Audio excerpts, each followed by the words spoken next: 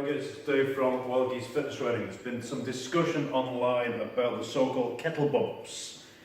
These nice lumps we get on the forearms. Mine have gone down significantly since I've given up the sport.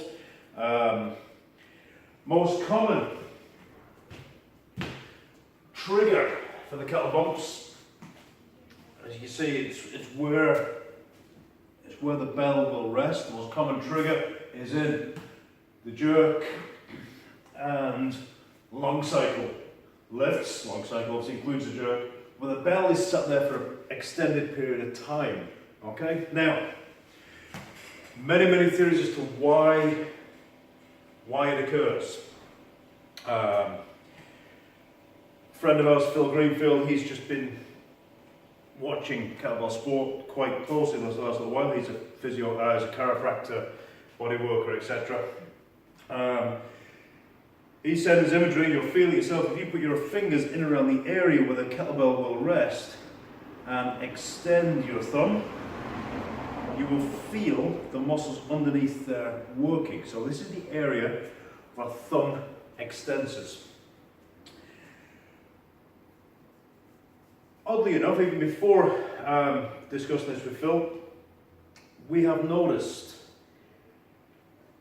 when the kettlebumps get painful, and it's a nervy, horrible pain, very difficult to train through it, not that you should train through pain, but Kettlebell Sport, martial arts guys, we tend to be that kind of stupid mentality.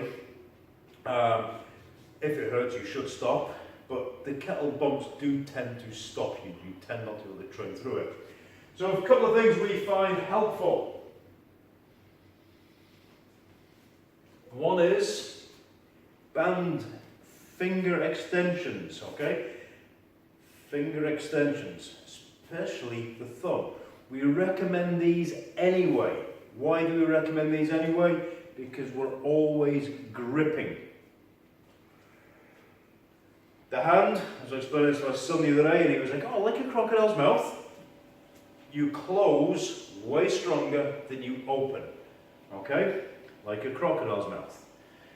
But that doesn't mean that natural imbalance can't get too far out of balance. So if we're always gripping, which we do with our deadlifts, our pull-ups, our swings, our snatches, cleans, and even the fact that we're compressing these muscles here, the extensor muscles, possibly overworking the flexor muscles, it's a nice idea to get some stimulation into them, okay?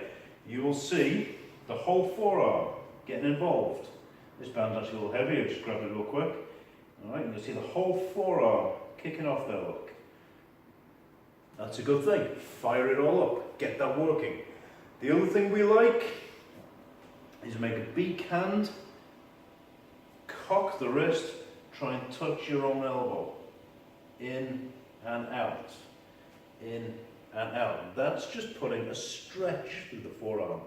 The more you go back, the more you lift, the more that stretch goes up, starting to hit the bicep as well.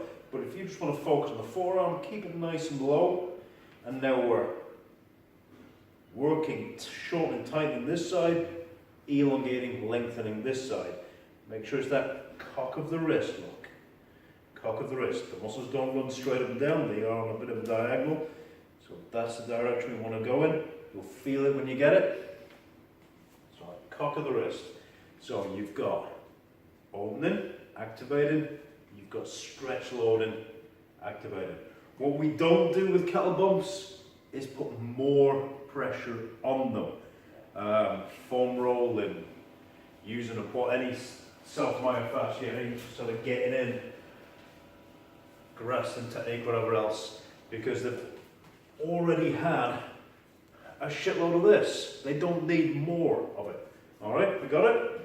So, kettlebumps. I'd love to hear your feedback on it. There's been a nice bit of internet discussion. Finbar Toolan up in Belfast, he kicked all this off, which is great. Cheers, dude. Anybody in Kettlebell Sport has experienced that. I want to hear your experience of it. I want to hear what have you done in your training to mitigate it, okay? They're my techniques. Activate, stretch load. Let's hear yours. This is Dave Hedges, Wild Geese Fitness Training, home of the Kettlebumps GS team. Thanks for watching.